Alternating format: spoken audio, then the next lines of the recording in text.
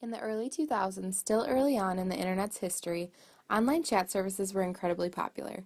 It seemed as though everyone had an AOL Instant Messenger account back in my middle school days. This was just one of the abundant and extremely popular chat servers, many of which allowed anonymous chatting between users. The concept of online users' identities being unknown to other people is known as Internet anonymity. This was a privilege that online social interactions allowed that other communication mediums do not otherwise provide. With the development of this technical affordance also comes added consequences. I'm going to explain what several of those consequences are and what the best solution is for balancing users' freedom through anonymity and the need for regulation online. I will prove that user regulation is the best option for monitoring and controlling the problems associated with Internet anonymity. One of the major consequences of anonymity online is cyberbullying. Cyberbullying is a term that describes the use of digital technologies to perform deliberate, repeated, and hostile behavior that intends to harm others. These hateful online actions have become ingrained in our online behavior, and unfortunately, these actions have serious and sometimes detrimental real-world effects. Lisa Nakamura, a University of Michigan researcher and professor, discusses cyberbullying in her article Glitch Racism. She explains that online racism, a form of cyberbullying, is an effect of the Internet's ability to provide both a cover and an alibi. In other words, it allows for people to say things that wouldn't otherwise be said. People are much more apt to make mean comments if their identity is not associated with those comments. Similar sentiments are made by the gift theory, or greater Internet fuckwad theory, which attributes the Internet's format as being to blame for the abusive and disrespectful interactions, and claims that the things said online don't illustrate the true intentions, feelings, or opinions of users. While I find this to be incredibly technologically deterministic, it's worth recognizing that online interactions have drastic differences between users with known identities and anonymous users.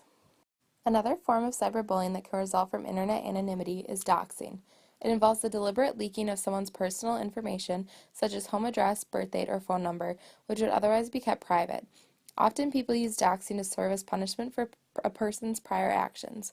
An important example of this is in the Gamergate controversy, and while this is a very complex issue, it basically has involved threats, information leaking, and harassment of several high-profile women in the video game community. The cyberbullying has taken place primarily over social media and is incredibly anti-feminist and misogynistic in nature. Now, there are also many great things that result from Internet anonymity. Social activism can result from said anonymity. The group known as Anonymous, while often receiving a bad rap as being a problem-causing hacktivist group, has had many positive campaigns. Recently, Operation Safe Winter, an anonymous group effort, has worked to raise awareness of the homeless population and helped to form community potlucks to feed those people. Another positive result of Internet anonymity comes in the form of social support. As esteemed Internet researcher Nancy Baim explains, online communities provide people with access to social support without the problems and threat of close relationships. They can gain comfort and security, positive esteem support, or advice and guidance without risking too much through self-disclosure. So the issue is that cyberbullying and other negative consequences associated with Internet anonymity need to be reduced and regulated while also allowing people to have the freedom and privacy that comes with being anonymous online. The key is to strike an ideal balance between privacy and regulation. I propose that user regulation is the best possible solution to maintain an ideal balance between the two. User regulation allows for freedom through anonymity while putting the policing power in the hands of the online community's users. This has been seen as a recent trend in anonymous user websites and applications such as Reddit, Whisper, Secret, Yik Yak, and Facebook Rooms. Many of these technologies allow for users to report any posts that include abusive content or spam, which then alerts the creators or site's monitoring team. For example, Yik Yak is an anonymous social media app that allows users to post, comment, and up and downvote other posts or yaks. This app shows how user regulation can help control harassing posts. If a yak receives a net total of 5 downvotes, the yak is deleted from the app. This allows for the users to control what is seen and can even report more heinous posts. The best part about this option is that it still allows people the right of freedom of speech, but if it violates or offends a large number of users on the community, they can remove it from viewing. The key is to have the control possessed by the users to decide what they want in their online communities. It is simply not realistic to rely on individual users to monitor their posts.